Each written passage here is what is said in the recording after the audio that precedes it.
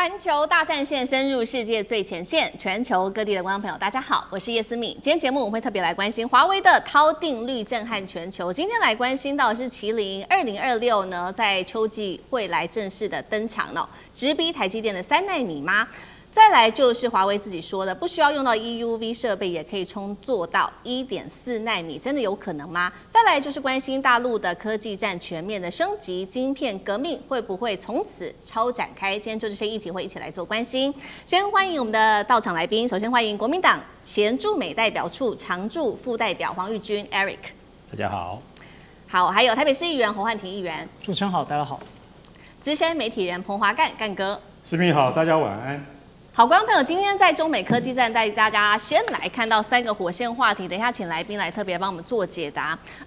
華為最新喊出的話題，在這場科技戰當中，他說呢，接下來他不需要用到最先進的光刻機設備 ，EUV 也能夠充作類似的1.4奈米的製程，並且呢，在此刻拋出了韜定律來挑戰，掌握了半世紀的摩爾定律。大陸真的準備好了嗎？這個半導體的新遊戲規則會不會來改寫全球規則？還是一次只是科技戰的大宣傳？機會跟挑戰，今天來看。第二件事情，再來看到的是華為在秋季會推出的這個是麒麟2026年，號稱是靠這個邏輯折疊就可以逼近台積電它的初代3奈米。中國是否已經可以真的繞開 EUV 封鎖，走自己的新路了呢？是美國逼出來的自主體系嗎？最後我們會來關心到的是，現在大陸方面也開始限制它的 AI 人才出境了。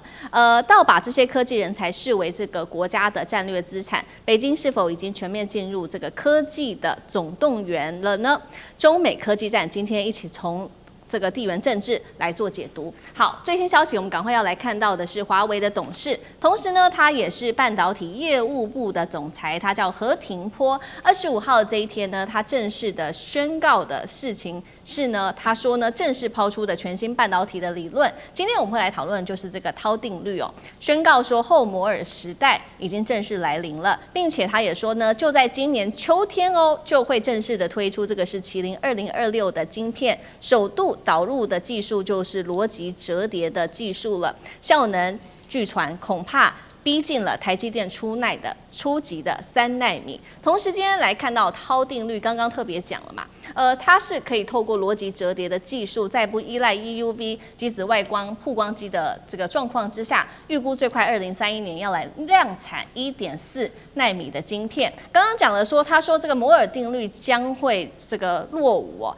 因為它主導了半世紀的時間，主要是透過這種縮小電晶體尺寸來增加它的效能。他說呢，這個已經到達了物理的極限，接下來會從空間競爭轉向時間的效率。摩爾定律走的是這種空間的競爭，他認為已經到極限了，所以時間效率未來會從電晶體、電路、晶片到資料中心，每一層都去增加、減少它等待傳輸跟計算的時間。好，節目一開始要特別請教瀚庭怎麼看了？現在華為喊出的不靠 EUV 也能做到1.4奈米的全新科技革命，真的能夠做到嗎？剛剛還有講說這一款是在秋季會推出的麒麟2026晶片，逼近台積電3奈米水準，真的可以不靠 EUV 嗎？那瀚庭怎麼看？其實重點不僅僅是在1.4奈米，而是說中國大陸它確實在後摩爾時代用了另外一條的方式來達到或接近1.4奈米的等效密度以及等效性能，接近到那個點級。在過去的摩爾时代定律，也就是說每到1年半跟2年之間，我們呢所承載的晶圓體上面的晶片就會更小，而且它承載的內容就會更多。但是呢，它的總會達到物理的極限，而且也會衍生很多的問題，所以才需要有EUV 啊，才能夠刻得很細。但是呢，你刻到那麼細，到了1.4，它總會有個極限。所以如果過去是說我們如何在現在這個圓桌子上塞的更多的東西，好，把它塞得越來越小啊，然後東西做得越來越小啊。那現在華為的設計是說，如果我們發現這一條中間的道路啊，它如果沒什麼效率的話，我們是不是把這個效率的連接，甚至呢是把整個桌子折疊起來，本來呢是說我跟思敏的這個座位，我們要把它設計成什麼道路？現在是說我們利用空間的折疊，啥呢？我們就想要把它折疊在一起，這個時候立刻整個晶圓體就能夠連通。所以是它的整個設計方向以及後續所有的程式都是做了大幅度的修改。那這個樣子呢，就能夠突破過去純粹的物理極限。所以這件事情其實凸顯的並不是單純說繞開了 EUV 或者它能夠攻克到多少奈米，而是中國大陸自己的國產芯片能夠完全的等同於目前世界其他非中國大陸制的最優秀的性能，而且這種方式如果再加上 EUV 的方式，那很可能就會產生幾何式的爆發增長。所以先前黄仁勳在接受到美國訪問的時候，他才會說，如果我們繼續禁止美國的晶片賣給大陸，那麼大陸就會有自己的國產晶片，導致美國會完全的失去中國的市場。而現在，如果我們再看到華為的這個所謂掏定律，可能已經正要實現了。所以卡得住光刻機，卡不住思路；卡得住線寬，卡不住時間。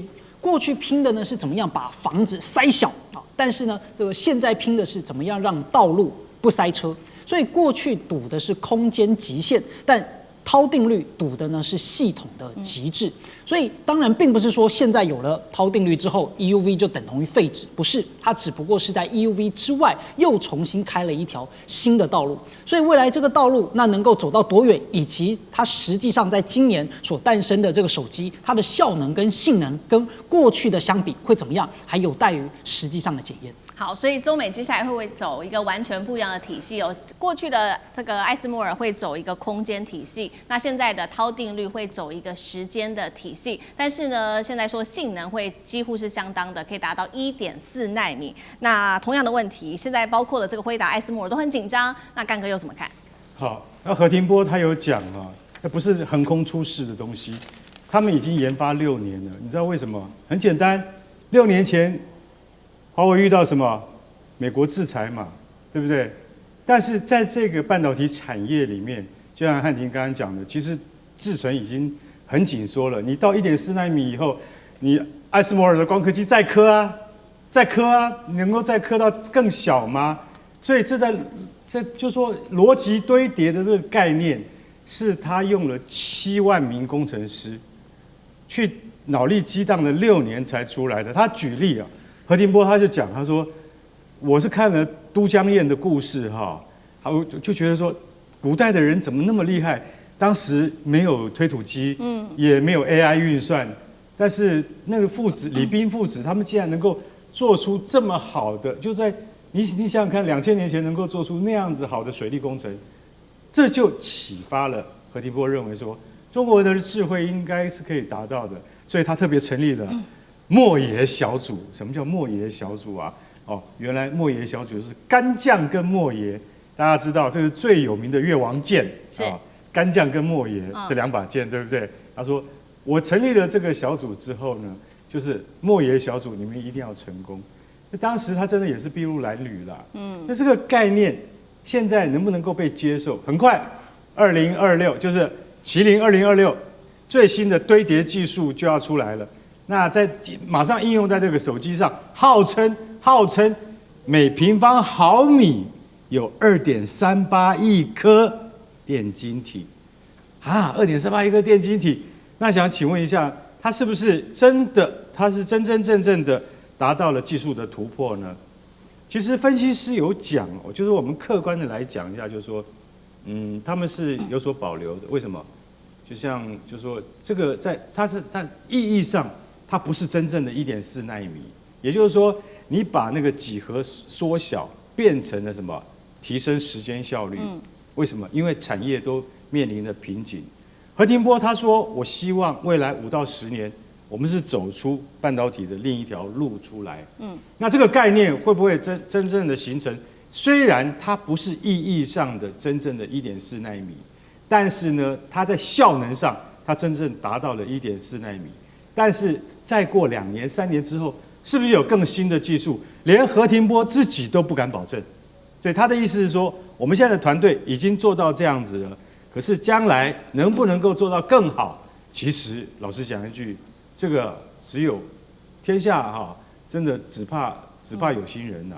那要講到台積電，為什麼我們的台積電這麼厲害？因為台積電的1.4奈米2028就要真的出來了。台積電永遠都是一個人的武林，為什麼？因為它的良率是最好的。那個三星跟 SK 海力士根本就不能夠跟它比，所以為什麼蘋果的要求啊，這些大客戶的要求，台積電始終能夠達到，因為它的良率不會只有40%，它根本就是讓客戶非常放心的。所以它的1.4奈米真正推出來的時候，你會發現說，真的，也就是說，台積電它在技術上的優勢，其實華為在3年5年之內，很可能是沒有辦法超越它的。所以今天我相信在下半年的麒麟2026這個新的手機出來之後呢，是不是真的那個堆疊技術有這麼好？分析師警告，你的邏輯堆疊概念其實很創新，但是堆得越高，它的邊際效益遞減就越嚴重。你有解決這個技術方面的問題嗎？我們等到新的手機出來之後，我們就可以驗證何庭波你說的究竟能不能夠實現，我們就拭目以待吧。好，那所以代表說，接下來中美之間在這一場科技戰甚至晶片戰之後，會走一個完全自己獨立的科技壁壘嘛？我們看到技術，現在華為走自己獨立的一個技術，現在呢說人才，中國大陸也要培養自己的一整套人才，甚至說，如果你這些高階的科技人才要出國的話，未來還要向主管機關來獲得准許才可以出國。這是來自於彭博社的最新報道說，包括了阿里巴巴呀、深度求索、DeepSeek 這一些 AI 人才，未來你要出境的話，主管機關要先批准才可以，就怕這些技術外流嗎？那 Eric 玉君怎麼看？因為這個 AI 技術或者是科技技術，它的本質其實是人才戰因為它需要人去研發，它需要人去把它研發的這個成果，去把它這個可以說是 manufacture 出來。所以美國跟中國現在呢，可能未來會有不同，就建立成不同的體系。那因為我們現在在討論這個 AI 這個科技的時候，我們一直都認為說，未來大國競爭，不管是在國力或經濟上，可能 AI 的贏家就是最後的贏家。那現在呢，中國它是一個政策的變質，它把民營科技公司納入它國家的列管，這是1978年改革開放以後的一個逆轉吶。那因為它是一個等於是一個倒潮流嘛，以前中國都是跟世界接軌，讓人才自由的流動，他到美國，然後可能再回中國。那現在他是不是要犧牲這某方面的一個開放紅利，去保持最佳的人才呢？我們來看一些有趣的數字，就是說中國有总共大概有440萬的工程師，美國只有200萬。那為什麼是彭博社把這個新聞弄出來？因為美國希望引進很多中國的科技人才跟工程師，他們發現說，這些人被中國的一些可能沒有辦法出國啊，或者是沒有辦法拿到他們的這個可以出國的簽證啊，所以這新聞才會出來。所以中國在看這個問題上，他如果用鏡像美國的話，他剛好是一個倒反的。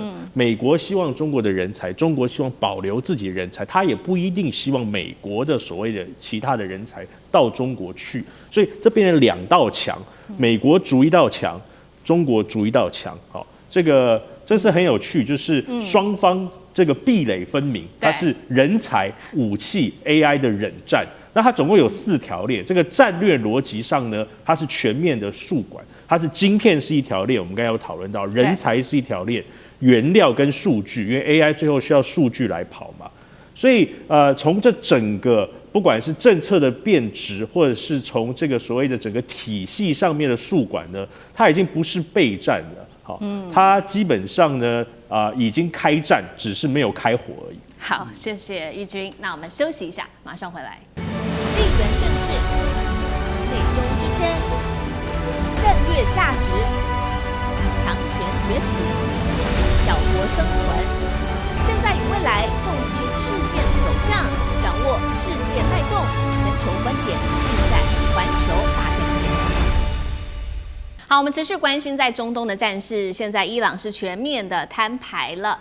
擊落了美軍的 MQ9之外，還對 F-35開火。最高領袖穆吉塔巴最新怒嗆美國去死哦，波灣也拒絕當美國的避風港，這是來自於穆吉塔巴的最新發言。那歡迎觀眾朋友在留言區跟我們一起做互動。如果您認為說伊朗接下來還會祭出更大的一個報復行動，可以在留言區寫下1；如果您認為說伊朗會逐漸的收手的話，可以在留言區寫下2，來跟我們做更多的互動。好，3個火線話題呢，今天也會請來賓來特別幫我們做解答。一邊呢，我們看到美軍還在跟伊朗談判，但是呢，他對於伊朗的攻擊卻是持續的，尤其是針對南部地區了，飛彈陣地還有他的水雷艇都發動了攻擊。那美國說這個叫做自衛打擊，那還是他其實是因為談判已經失效了，所以做一個軍事升級的一個動作呢？再來看到伊朗的報復行動，不只是擊落了 MQ9 無人機之外，剛剛講了嘛，最高領袖還放話，這個對美國喊話之外，還說波灣不再是美國的避風港，甚至直接在軍事行動上面直接對 F-35還有這一款 RQ-4全球鷹無人機開火，中東局勢會不會進入下一波的新的升級衝突呢？好，最後來會關心的事情是，美伊談判其實呢談到現在最關鍵的問題其實是濃縮鈾的問題，到現在還沒有一些的進度。伊朗說了最新消息說，接下來他可能會把他的高濃縮鈾交給中國大陸來做保管。如果真的成真了，川普有可能去接受嗎？今天就這些議題，我們都會一起來做關心。好，我們來關心到的是，美伊還在談判之際，我們看到美國方面就已經對伊朗做出了攻擊。那麼立刻的，伊朗革命衛隊有了最新的反擊動作。我們來看一看現場的最新畫面。好，這個是伊朗的革命衛隊強烈的反擊，高調宣布擊落了一架美軍的 MQ9 死神無人機，還直接公開了這一段擊落的畫面。除了剛剛我們看到的 MQ9 死神無人機之外，伊朗的反制動作還包括了這個對 F-35還有這一款無人機來做射擊、做開火。那穆吉塔巴現在是持續的喊話，他說呢，波灣不再是美國的避風港。那麼外界也解讀說，接下來談判是會繼續進行的，但是伊朗的對的報復絕對不會退讓。那一開始節目怎麼請華幹哥來幫我們看？伊朗他不斷的強調要做對等報復，然後呢他又去擊落了 MQ9。現在大家把它視為說，難道只是一個前菜嗎？接下來還會有其他的軍事動作嗎？幹哥怎麼看？美國前一天才剛剛這個去這個攻擊了阿巴斯港啊，對不對？那個伊朗的水雷艇啊，他說因為這是最後的威脅，就是現在目前伊朗的那個水雷艇在波斯灣還有布雷的可能，所以他們集成了2艘，然後也對於沿岸的這個飛彈陣地呢進行了攻擊。可是伊朗今天馬上就公布了他們擊落 MQ9 的影片啊。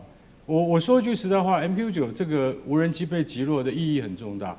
為什麼？來提醒大家一下，大約10年前，伊朗最負盛名的，可能是他們建國以來最優秀的指揮官，也就是革命衛隊 IRGC 的領袖蘇萊曼尼少將。他在巴格達機場啊，他是伊朗革命衛隊領袖，但是他在巴格達機場竟然就是被 MQ9 用地獄火飛彈2枚直接命中而死。所以說 MQ9 他今天會在伊朗上空再度被擊落，他的尋找目標是誰？你就會在想啦，他不會沒有事跑到那邊去的，因為 MQ9 不像一般的自殺無人機，它既不是柳葉刀，它也不是彈簧刀，它是高空偵察與攻擊型無人機。這架無人機很貴的，因為它的單價要到5000萬美金，然後它身上最多可以帶8枚地獄火飛彈。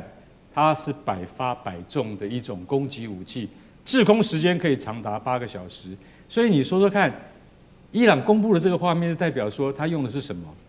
我的揣測是紅旗9型，因為只有紅旗9能夠打到這麼高的高度，大約在4萬英尺高空去攔截死神無人機，然後這只有中國提供的紅旗9才能夠打得到。另外一種紅旗19，那是相當於薩德系統，也就是更加的高空啊。那所以說，但是2個不一樣的系統，我認為只有紅旗9能夠把這個死神給打下來。然後伊朗他也宣布了，他對於侵犯領空的另外一架 RQ-4 全球鷹無人機進行了攻擊，然後致使他什麼落荒而逃。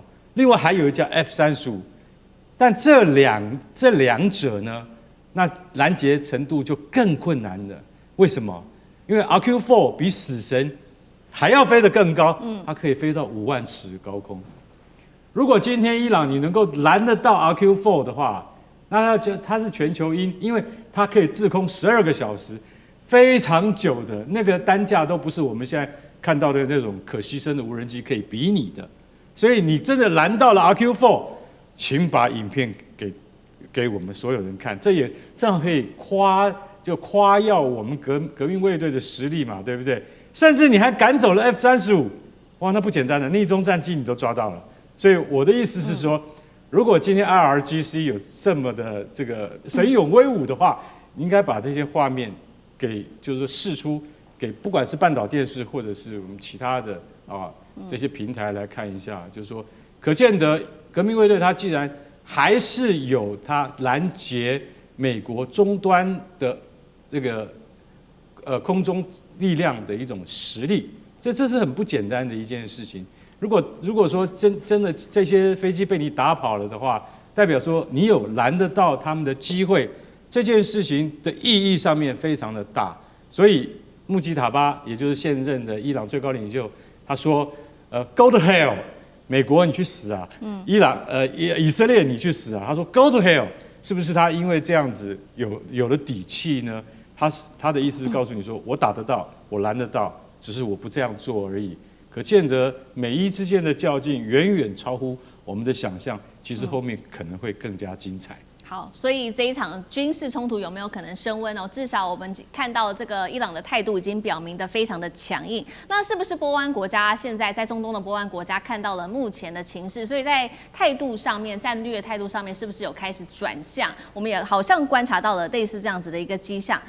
所以呢，我們看到此刻在這個時候敏感的時候，川普繼續的推他的這個亞伯拉罕協議，要求多個國家繼續呢跟以色列的關係，希望能夠比較正常化。那這些他要求的國家包括了有沙烏地阿拉伯、卡達、巴基斯坦、土耳其、埃及、約旦等等。他甚至還說，伊朗啊，你未來還是很有機會可以加入的。那我們也看到波灣國家有幾個已經開始出來表態了。首先出來表態的是巴基斯坦，直接拒絕說加入這個協議。再來就是沙烏地，他就說呢，這個如果巴勒斯坦無法正常建國的話，他也不想要去加入這樣子的一個協議。現在其實海灣國家最擔心的事情就是說，過去美國其實可以保護他們，但現在好像感覺呢，在這場美伊戰事裡面來看的話，他們反而變成擁有美軍基地，變成了美國的箭靶哦。那另外一方面，伊朗的總統不斷的跟這些中東國家地區的這些盟友來通話。首先，他跟這個沙烏地阿拉伯喊話之外，還跟埃及總統通話，一直強調兄弟情誼。來看一下目前這些中東海灣國家他們的態度，漢庭怎麼看？川普很厲害啊，因為他直接說要求大家強制來簽。那怎麼強制呢？結果沒人理他啊，唯一能夠出來表態的幾個都說他不願意。那為什麼川普要做這件事情？就因為現在戰事進展不順利，他總要找一個可以成功的點。如果他真的讓大家來簽，他贏麻了。那再來呢？這也是給以色列一個交代嘛。他如果希望能夠讓戰事順利的結束，好像有點對不起以色列啊。那不如大家來簽這個協議，這個協議對以色列是比較有利的。那而且呢，就算簽不成，幹嘛呢？沒關係，反正本來就是沒有的東西啊。如果能多贏一件事情，就多贏一件事情。但這反而能夠看得出來海灣國家對美國的不信任。為什麼呢？因為過去以來，中東這些國家對美國的信賴基礎就是你們在我的土地上駐軍，對吧？我跟你們買軍火、買美債，那你們要來保我平安。但現在呢，這個美軍基地已經未必等於平安了，而且變成伊朗第一波的打擊清單，包含卡達、科威特、巴林、阿聯都被打了。那過去承諾美國會優先保護盟友，現在來看，你好像也沒有保護我們啊！而且你在發動戰爭，你也沒有先告訴我們啊，等於直接把我們推入火坑啊！而且以前覺得美國跟以色列可能地位差不多，或美國可以稍微壓制一下以色列，現在看起來好像美國完全被以色列牽着鼻子走。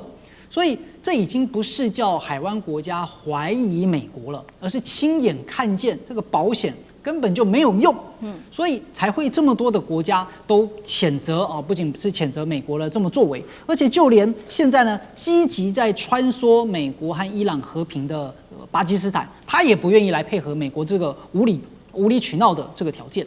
所以如果問說未來這美軍的駐軍還會不會恢復到原有的規模呢？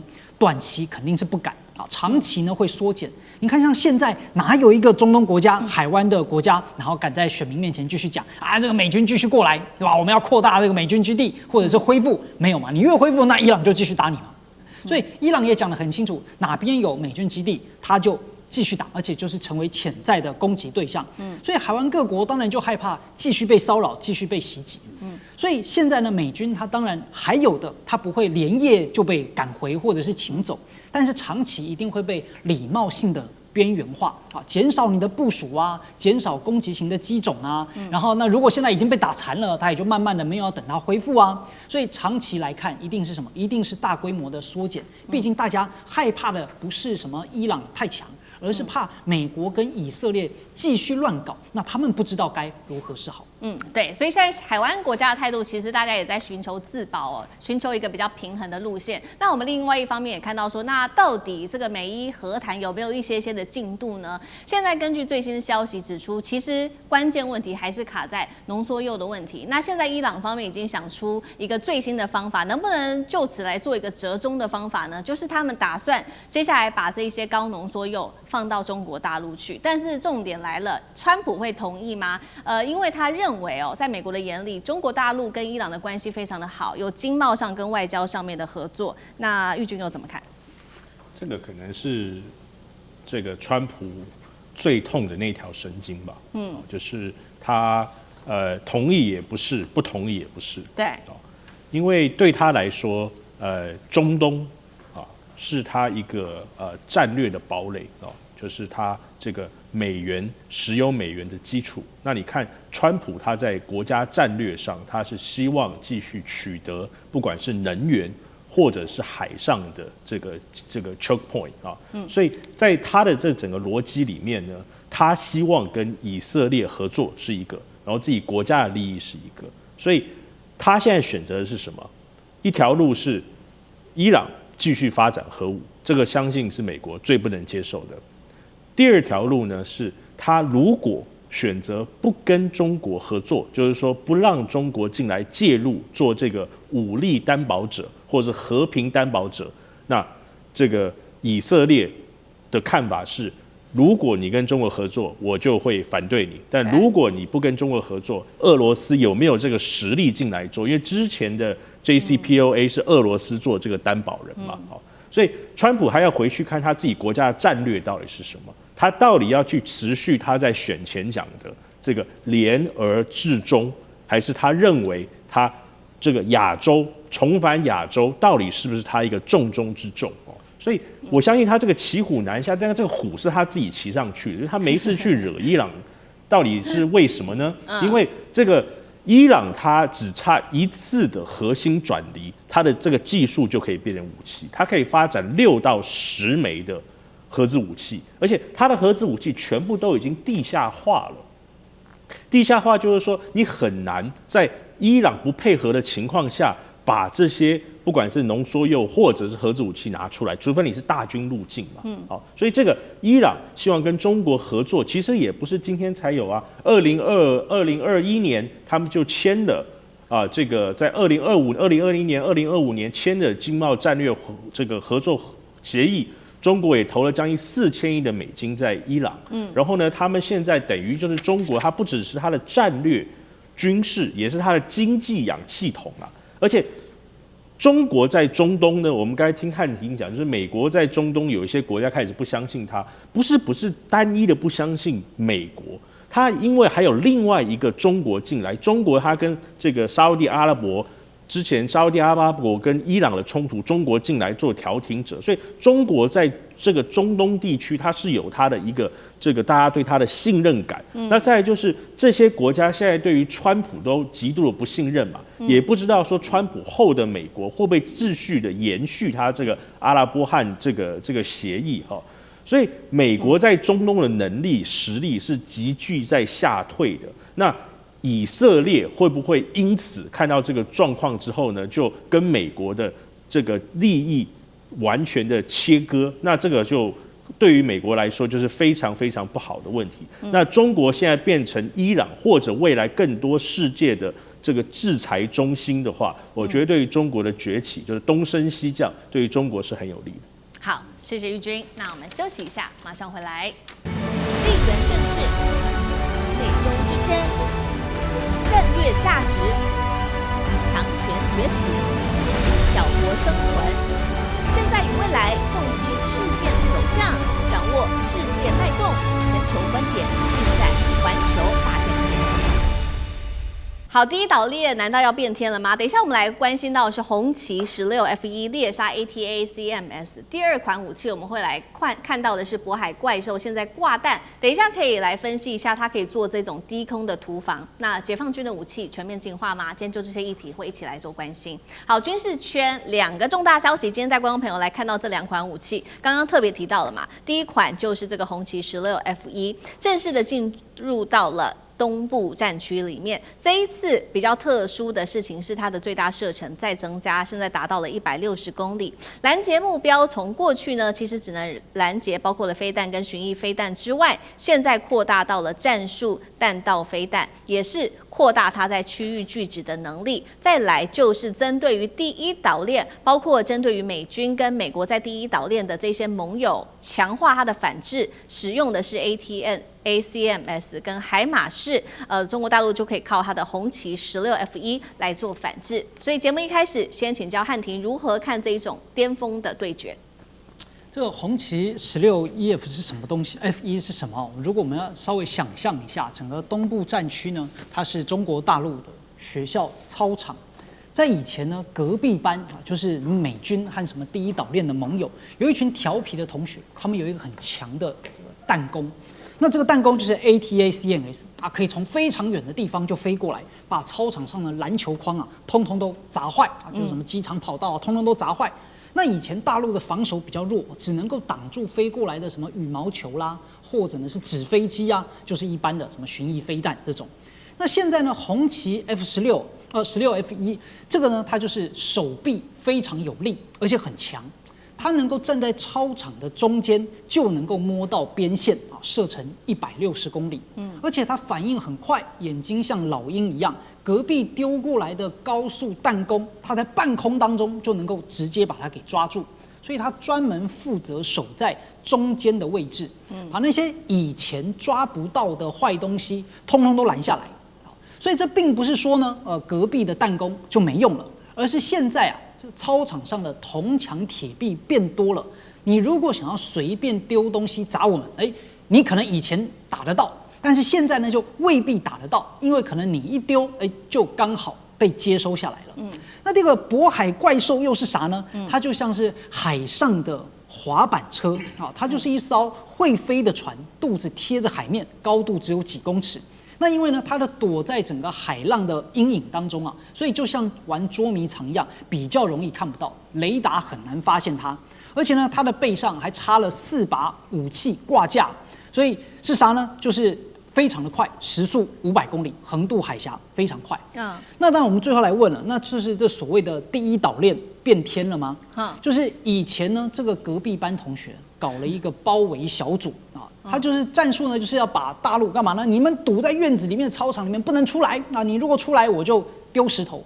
但現在的狀況啊，是第一個院子裡面突然有一個超強捕手，就你石頭丟進來也打不到我。第二個呢，就他有渤海怪獸，他有這個滑板車，可以悄悄的溜出去。所以這你說圍牆還在不在？當然是還在，但其實已經非常不好使。而且在這2個武器出來之前，你看你說大陸的射程也好，攻擊的範圍，甚至是海軍早就到第二島鏈了，對吧？現在只不過是武器更加的強化了。所以呢，這個不是說圍牆塌了，而是圍牆裡面的人呢，其實早就有更強大的能力推倒它，甚至早就已經跑出来了。好，那所以我們等一下也請幹哥再繼續幫我們看一下這個武器的細節，因為剛剛漢庭也提到了這個渤海怪獸嘛，它有4個武器的掛架，等一下來看說到底為什麼要掛這些東西，然後它的優勢是什麼，戰力是什麼？但是它其實有一個重大的戰力，就是它可以低空的貼海飛行，而且速度非常的快，最快是達到每小时550公里，而且這個雷達是很難把它探測到的。那高度，這個貼海飛行的高度最多也是數十公尺而已。我們來看一下它的速度，这個是來自於外媒的形容。他說呢，從大陸的沿海飛到台灣海峽不用1個小時的時間。如果是在台灣，如果是福建直衝新竹的話，只要22分鐘。那幹哥怎麼看？好，你講的這個就是重點，22分鐘就是這一項武器的重點。什麼？就是非常突然的這種進襲，就是說你要在這麼短的時間之內達成攻擊的手段的話，如果是22分鐘就能夠抵達台灣的沿岸的話，這個武器就代表它有效。可是這個武器叫做異地效應飛行器。什麼叫做異地效應？就是我有機翼，但是我有地面，其實那個地面就是海。機翼跟海之間，因為我的速度而產生的一定的升力，我不會掉下去，但我也不可能飛太高。大家了解嗎？它的運作原理，它就是一直貼着海。它貼着海一直飛過來，它要夠快，因為慢的話它就掉下去了，但太快的話它又飛上去了。其實不可能，因為它就是異地效應武器，它不但飛不快，也飛不高，但是它就是採取5到10公尺的高度，它可以躲掉敵人的雷達偵測，這就是它突襲突防的優勢所在。那這個觀念其實是從俄羅斯延伸下來的，它的前身叫做里海怪獸，大家都聽過。那但是里海怪獸到最後是放棄了，你知道為什麼嗎？就是因為在技術上面失敗。什麼意思呢？就是說，這樣子的飛行器只能夠直線飛行，它一拐彎的話，它會比那個船艦有沒有？美國航空母艦要拐個彎，你知道要拐多大彎？大家可以從我們的新竹南寮拐到桃園去，它才拐過來。那你如果說是像這樣子的飛機的話，它拐的彎也很大的，為什麼？因為它沒有辦法拐彎，它是一個很大的飛行器，它只能夠直線飛行。所以這種飛機，老實講一句，它在很多這個測試之中，它都失敗了。為什麼？海浪高過5公尺，就會把它淹沒，它就掉下去了。所以像這樣子的飛行器，它雖然在突襲上面很有用，但問題是它的籌載是另外一個問題。什麼意思呢？你想想看，22分鐘能夠到新竹外海的話，那它要帶足夠的士兵，對不對？它的前身蘇聯的里海怪物，號稱可以帶150名全副武裝的士兵，從來沒有實現過。現在渤海怪物，你能夠帶多少士兵？這才是我們要問的重點。士兵之外，重型武器你能帶嗎？為什麼會有歐洲野牛這種氣墊登陸艇？也就是說，我們很早以前就有講過，歐洲野牛氣墊登陸艇，是因為當時就是如果解放軍要登陸台海的話，需要這種登陸艇。美國的解決方案是用 LCAC， 也就是一般我們所說的氣墊登陸艇來登陸，因為那種登陸艇它才能夠載戰車上來。那你渤海怪物它能不能載戰車？現在是一個問題。以這個規格來講的話，它是載不了，但是它可以載飛彈，它可能可以攜帶4枚鷹擊12反艦飛彈。可是對於像這樣子的飛行器而言，它攜帶反艦飛彈是不經濟的，是不實際的。它的功用應該是攜帶武裝人員，儘快如果有這樣的飛機10架，它儘快可以突襲到新竹外海，或者是淡水外海，它就可以放下特戰隊員進行斬首行動。這個叫做渤海怪物它的實際功用。對於它到底帶不帶飛彈根本不重要。所以大家就應該要理解說，前蘇聯放棄的武器，我們中國沒有放棄的原因是什麼？因為如果它真的對於登島是有用的話，那我們就一定要研究。我覺得不會這麼簡單，因為你知道在太湖啊，對，太湖有商業營運呢，有跟一樣的渤海怪物這種營運，但小得多，你知道嗎？它的那個昵稱叫做天鵝，可是它一點也不像鵝，為什麼？因為它如果發展像的渤海怪獸那麼大的話，那就會覺得那就叫攻擊武器了。所以其實從來沒有放棄過那個研發。那我們認為像這樣的研發，大概還要3到5年之內才會成熟。我也相信，以現在大陸的技術，5年之後，它發展出來的渤海怪獸，會成為真正的怪獸。好，一方面我们刚刚看到的是这個大陸的戰力在第一島鏈這邊的戰力的威脅，那看在這一些包括了美國在第一島鏈的盟友的眼裡，其實他們也會擔心說，那接下來美國可不可以保護他們？因為近年來可以很明顯的看到美國的整個它的戰略都在後撤當中。那尤其現在有一個最新消息是來自於德媒的明鏡這個媒體做了一個披露，說呢，美國的戰爭部長已經和北約的一些高層有會面過，有跟他們說，接下來美國可能會縮減在歐洲地區的這個軍力部署。那有一些具體的項目，我們來看一下面板，包括他這邊提到說，戰略轟炸機的數量會直接減半，然後呢，戰鬥機會減少1/3，驅逐艦數量也會減少，而且不會再向北約提供任何的核潛艦了。那針對這些問題，玉君怎麼看？對於美國來說，它的考量到底是什麼？為什麼要從北約在策略或是戰略上面的收縮？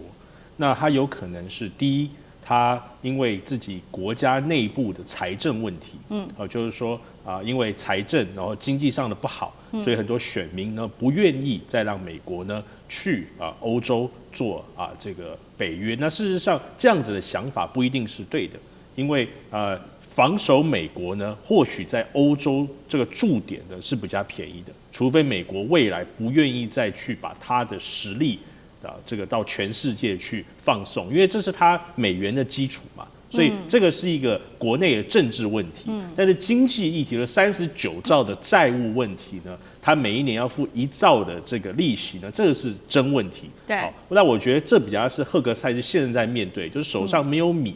沒有錢，你要我怎麼辦？那當然也有人討論，就是說這是不是一個戰略上的一個改變，就是重返亞洲的一個改變，所以它需要一個戰略上的一個重新的分配它的資源。但這其實對我們感覺起來是似曾相識的，因為英國在1968年的時候做過類似的東西啊，他告訴他自己的這個盟邦小弟啊，不管是這個新加坡啊、馬來西亞、伊朗，說你們各自守好你們自己的。老大，我要回家了啊！就是我沒有辦法再守住你們了，你們自己要各自把自己的這軍備提高。這美國現在就告訴歐洲人這件事情嘛，不管是這個德國也好，法國也好，那你應該提到就是說，它在執行面結構的執行面上呢，其實我認為它這個核潛艦的撤離歐洲是最大的一件事情。那我們常常看電影比方說最後一集這個 Mission Impossible， 不就是在講說美國跟這個俄國他們在地底下在水裡面他們這個潛艦核潛艦的故事嘛？所以這是一個真正的海裡霸權的一個問題。美國真的要把核潛艦撤離之後，它要撤離到哪裡去？那這個未來的這個戰略的整體的收縮，因為歐洲現在顯然是沒有辦法補上核潛艦，美國留下核潛艦的這個空區。它或許有它一些轟炸機啊、戰鬥機啊、驅逐艦，它都有，但美國是沒有，就是美國撤離核潛艦，歐洲到目前為止是沒有這個能力補上的。那對於俄國來說，是不是一個大禮？那這個大禮是戰略上的大禮呢，還是我們剛才講的，它只是因為手上沒有資源，或者是美方還有怎麼樣的想法？那我覺得回到最後就是說，對於這些歐洲國家或者是美國的盟友來說，他現在一定非常的害怕，就是你到底是講真的，還是川普你又要跟我們交易什麼東西？你是不是說我要給你買點大豆，買點波音，你的潛艦又開回來了？會不會有這種感覺？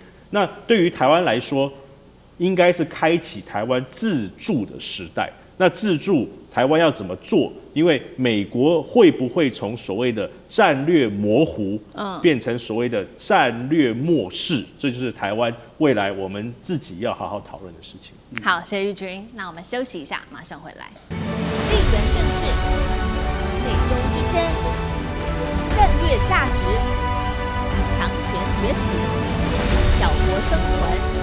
現在與未來，洞悉事件走向，掌握世界脈動，全球觀點，盡在環球大戰線。持續要來關心到的是美國百姓是不是苦哈哈呢？因為此刻呢，沒有想到比較諷刺的事情是，川普正在辦他的豪華生日格鬥秀。好，等一下我們來看一下細節。那麼再留子孫嗎？還有這個國債暴衝的問題，等一下我們就這些議題會一起來做關心。好，川普主政之後，大家知道他不斷的強調的就是美國要重返榮耀，但是呢，其實現在美國民眾還有整體的美國。白宮內最擔心的事情，恐怕就是美國的國債了，已經正式的突破了39兆美元大關。川普的2個任期國債增加了最多達到了12到13兆美元，而第2任期到現在他就任1年而已嘛，也增加了2.25兆美元的一個國債，原因是因為政府的支出不斷的增加，不管是在軍事上的支出，或者是我們知道這個中東戰事，當然還有這種軍事上面的支出。再來，他說要減稅，針對富人的減稅等等，都讓國債持續的增加。尤其我們看到利息不得了，1年要還的利息高達了1兆美元，快要超過他的年度國防的預算了。好，所以我們也來回顧一下他的任期。剛開始的時候，他上任，他說要大砍公家機關人員，說可以縮減開支，還說要徵收這個對等關稅。他說這個可以大賺特賺。結果呢，我們可以看到這一條一條一一被打臉。最新消息是來自於諾貝爾經濟學獎得主克魯曼，他說痛批川普是最明顯腐敗的領袖。好，這個克魯曼這話說得非常的重哦，玉君怎麼看？因為美國現在的這個所謂的債務問題，從經濟學的角度來看，它已經到了臨界點了。那它現在的這個美債呢，它是這個 GDP 的等於是134%。等於就是已經大於它每年的 GDP per capita。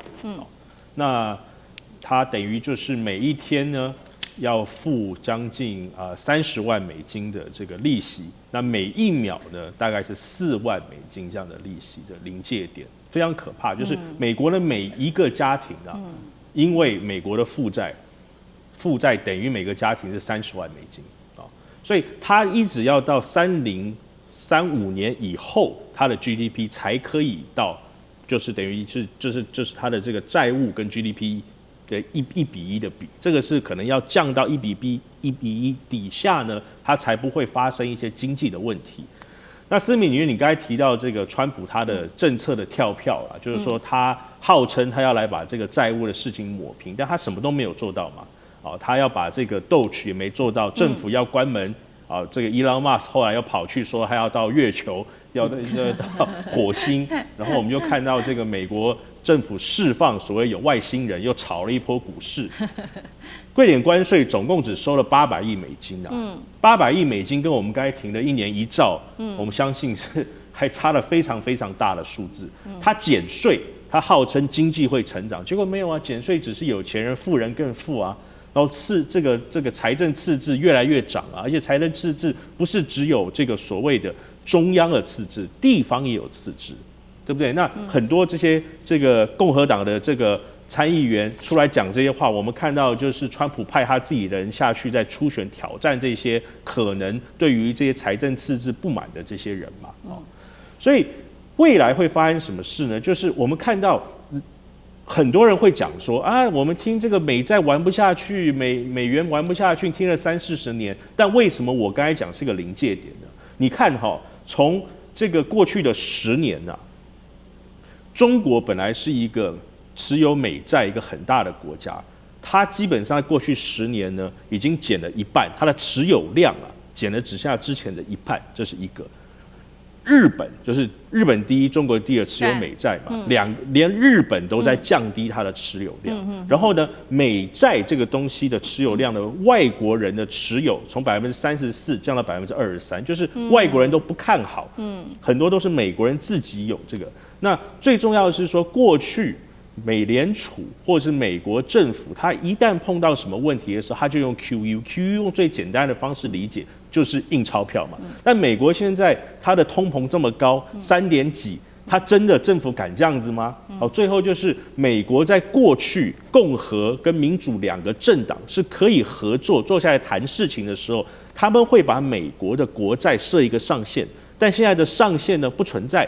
川普認為說這個上限對於美國的經濟呢是沒有影響的，所以他認為他的債是無上限的。那這個是很可怕，所以未來我認為它有可能會有3個現象發生。第一個就是美債市場的轟炸，就是投資人信心崩盤了，就是我們回到經濟層面大家決定賣掉，全部賣掉，我們不要了。第二個就是美元未來的發債的特權不再存在了，因為你看世界很多政府開始也在賣美金，從過去20年的72%，它是它的這個 reserve currency， 現在變58%，最後就是通膨的惡性循環，從加利息、降利息，然後通膨再升息、再降利息，這樣子會讓美國未來的經濟，甚至一般的老百姓沒有辦法過一般人想要過的生活。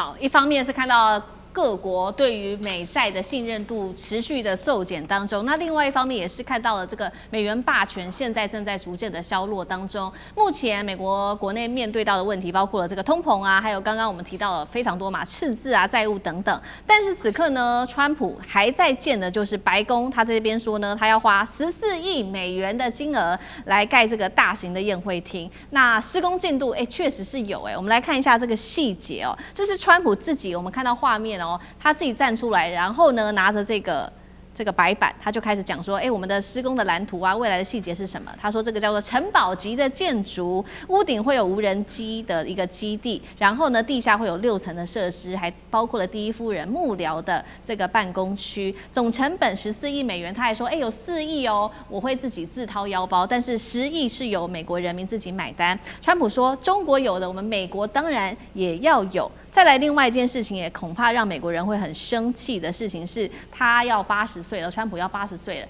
他趁着這個機會呢，也搭上美國建國250週年，所以在白宮舉辦了一場叫做終極格鬥冠軍賽。那白宮現在已經可以看到畫面開始搭建這個格鬥鐵籠了，還對這些富豪賣 VIP 的門票。漢庭怎麼看？有沒有想過，這年頭我們可以看到商紂王跟隋煬帝在線，很厲害。當國家的賬本亮起紅燈，但是白宮的藍圖卻描上金邊。當底層的家庭為生計掙扎，結果白宮正準備要歡慶總統的大壽。所以第一個當然是財政倫理上，就國家的經濟如此的這個不堪。好，前面玉君講了這麼多，那但是執政黨以及總統本人卻把10億美金花在這種修建宮殿以及開生日派對的事情上面，本身呢就是巨大的問題。而第二個還搞一個私人捐贈，說你看有很多人是我的好朋友捐贈，但這個好朋友是誰，他也不公開。那背後有沒有更多的利益輸送？他願意捐錢給國家，那請問一下，那國家要給他什麼？或者川普要給他什麼？還是難道他們都是川普投資顧問圈的好朋友嗎？那再來，當然了，它也會衍生成為整個美國兩黨政治的鬥爭，因為像現在很明顯的民主黨人猛烈抨擊，但共和黨人說，哎呀，這個很正常啊，本來就是要翻新啊。當然額外一提，它也有一些所謂的軍事上面的功能啊，蓋到地下啦，然後呢還有一些什麼軍事用途啊。那甚至川普講說，這也是為了安全啊，因為現在的宮殿就是太小了嘛，所以辦活動都要在外面的大草坪啊，那這樣很不安全，就很容易被槍擊啊，所以搬到裡面就比較不會被槍擊啊，這是川普的這個說法。但實際上，我們翻開整個中國歷史，對不對？商紂王搞露台啊，然後隋煬帝呢搞洛陽西苑，那哪一個都不是在這種當執政者啊，或者說帝王，他都很喜歡搞這種宏圖偉業的大建築，但是同時都是國庫空虛，然後民力凋敝。他覺得中國有啊，美國也要有，這完全是對中國戰略發展的誤讀嘛。中國大陸今天的成就又不是用宴會廳堆砌出來的，對吧？它是靠着高鐵啦，然後呢靠着製造業啦，以及靠着廣大老百姓的努力打拼啊什麼的。所以美國今天呢，國債依然高築啊，結果呢，你卻想着要高築自己的宴會廳。所以這種你想要蓋宮殿來宣示自己的強大，那其實真的只會讓人覺得外強中乾。好，那幹哥又怎麼看？就也有人說，這個川普的精神狀況最近好像出現比較多的問題，尤其是今年已經做了3次的檢查，這樣子。對，他做了3次的檢查，他說我身體還是很好，对不对？但你絕對不能罵我智商只有73而已，好不好？因為真的網絡上有惡毒的攻擊說他的智商只剩下73啊。就这個老實講一句，這是就是說這是污衊他了，這不是事實啦，因為他一定超過100嘛，不然他怎麼會想出這麼好的想法？你看那個照片，你會覺得在白宮的南草坪，那這根本就是一個大鳥籠，對不對？我可以告訴你，這個東西哈，他們是不售票的啊，也就是說，川普他是紀念，就等於是說慶祝自己的生日嘛。那生日是今年的6月14號，6月14號之前一定要把這個鳥籠給蓋好。這鳥籠要做什麼？要做 UFC 格鬥賽的正式場地。其實我講鳥籠是不對的啦，因為它叫八角籠，也就是說這個八角籠呢，它不是對外盈利的，但是呢，我跟各位講啊，就是不賣票的是最貴的，你知道為什麼嗎？因為只要環繞在八角籠旁邊的座位有沒有，它這個就是由川普自己來發，川普自己本人有1000張票，那這個 UFC 的公司呢，它有這個200張公關票，然後它的上面的母公司 TKO 也有200張票，這些都不用錢的，可是你要坐進去的話，你大概就要拿政治現金出來了。可以告訴各位，那個不是10萬美金可以解決的。坐下來的貴賓你都要認捐啊，這就有點像募款餐會一樣的道理，你知道？可是我們這個募款餐會絕對精彩可期，為什麼？全美最重量級的 UFC 冠軍選手，他不是今天來比賽給你看而已，他要先從稱重開始啊，银量級、輕量級、中量級、重量級，要開始從称重。稱重的過程就是噱頭，你知道嗎？你知道每次我們看那個摔角跟他們這個格鬥賽有沒有？他們這個主持人都會熱血沸騰的，他一定說哦某某人來了，然後這個時候就很多粉絲啊上前啊，想要扯掉他們僅剩的那一條褲子啊。這個過程那個收視率都是衝到最高，商業利益就從這邊來的。他要從林肯中心開始稱重，然後稱完重以後，大家再拉到白宮南草坪來。你看這個噱頭賣得夠不夠多？這一切的一切，只是為了滿足川普個人的好大喜功而已。